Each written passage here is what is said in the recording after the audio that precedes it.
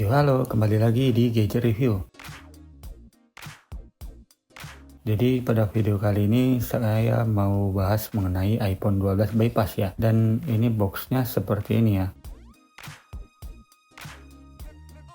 Ini kemarin saya beli di 2 juta sekian-sekian lah. Dan ini sudah dapat anti gores ya, anti gores murah. Juga ada kabel lightningnya. Karena nggak ada adaptornya, maka saya beli adaptor dari Ugreen ya. Karena dia sudah support untuk power delivery juga. Ini kita kembalikan lagi ke kotaknya. Dan sekarang kita fokus ke smartphone-nya. Oke, jadi ini dia tampilan iPhone 12 bypass yang saya beli kemarin di harga 2 jutaan. Overall secara housing ini mulus-mulus aja ya. Ini saya sudah pakai selama sebulan ya.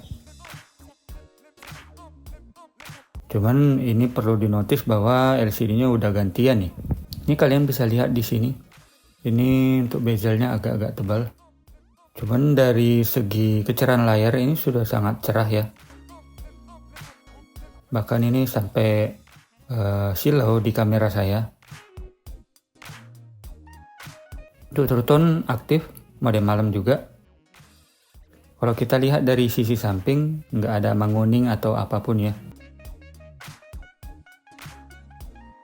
Oke, sekarang kita mau lihat dulu di about phone-nya. Seperti yang kalian lihat nih, sudah beberapa notif komponen service ya. Ada baterai, layar, dan juga kameranya ini. Kameranya juga sudah diservis ya, semoga saja ini asli ya. Untuk versi iOS-nya sendiri ini di 18,5 ya. Dan pastinya nggak bisa diupdate lagi karena ini iPhone bypass ya. Sorry kalau agak-agak silau di kamera ini. Sekarang saya merekam pakai Samsung S9 ya.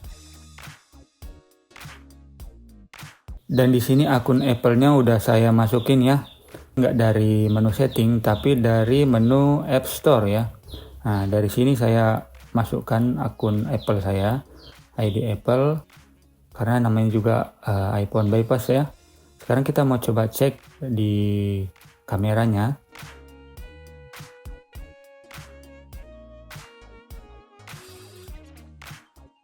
Ini natural ya, nggak seperti yang saya rekam di video ini.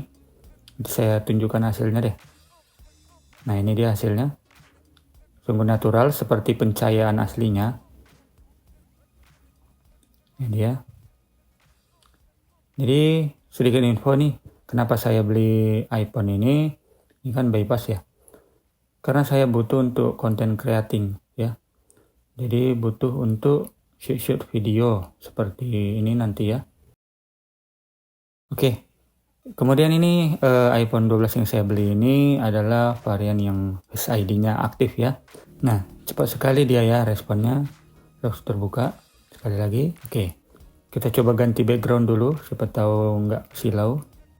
Tetap juga agak silau ya dari depan. That's okay. Nah, untuk aplikasi apakah ini masih worth it di tahun 2026? Seperti yang kalian lihat nih, saya udah install beberapa aplikasi, bahkan juga WhatsApp ya. Namun yang perlu dinotif adalah untuk iPhone bypass ini yang saya beli ini, WhatsApp-nya itu agak delay ya. Bukan agak, memang sedikit delay. Jadi solusinya saya sering share lokasi secara harian gitu ya. Maksimal di 8 jam. Itu aja sih kelemahannya. Untuk tombol-tombol semua masih empuk. Nih.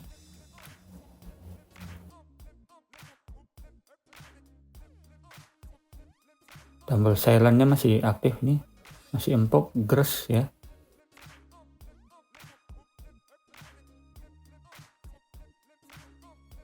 Cuma di sini saya sering mengakali backgroundnya ataupun wallpapernya itu agak sedikit gelap supaya bezel LCD-nya itu nggak nampak terlalu ini ya, terlalu tebal ya. Nah di sini kan jadi agak samar-samar dia. Kita kembali lagi ke awal ya. Oke. Jadi ini iPhone 12 versi bypass yang saya beli ini warna biru ya. Ini masih sangat mulus ya. Cuman entah kenapa kesan premiumnya itu nggak dapat ya di bagian belakang. Mungkin karena ini versi basic ya.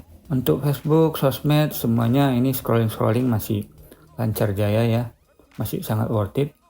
Karena memang keperluan saya itu hanya untuk content creating ya. Kalau kalian bertanya untuk game-game, saya belum bisa jawab karena saya untuk video recording aja dulu dan sedikit sosmed. Dan untuk YouTubean juga lancar, masih lancar ini, lancar sekali pun. Dan untuk suaranya ini seperti ini, ciri khasnya iPhone ya. Bassnya agak bulat, nggak sembar sama sekali ini. Oke, kita coba dulu recording. Untuk menu recordingnya ini sendiri ya tergolong simple sekali ya bagi saya.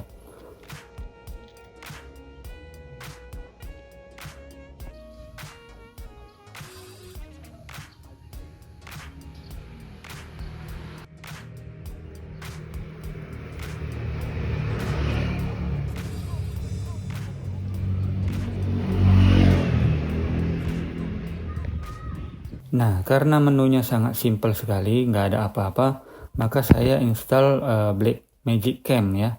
Di sini banyak sekali menu-menu yang bisa kita pakai.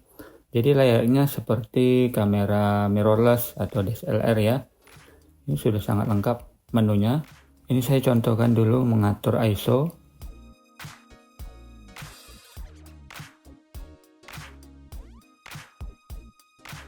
Ini kita coba berganti lensa.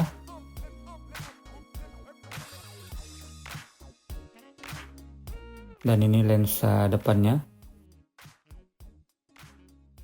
Nah, apakah worth it iPhone 12 ini digunakan di tahun 2026? Masih sangat worth it ya bro. Aplikasi juga masih banyak yang support. Untuk perekaman video juga nggak terlalu panas ya. Ya standar lah. Untuk scrolling TikTok juga masih sangat lancar jaya ya. Yang saya herannya kok lebih enak feeling scrolling di TikTok daripada di aplikasi lain ya. Padahal biasanya kan TikTok ini agak berat di smartphone Android. Tapi di iOS ini sudah sangat optimal sekali ya.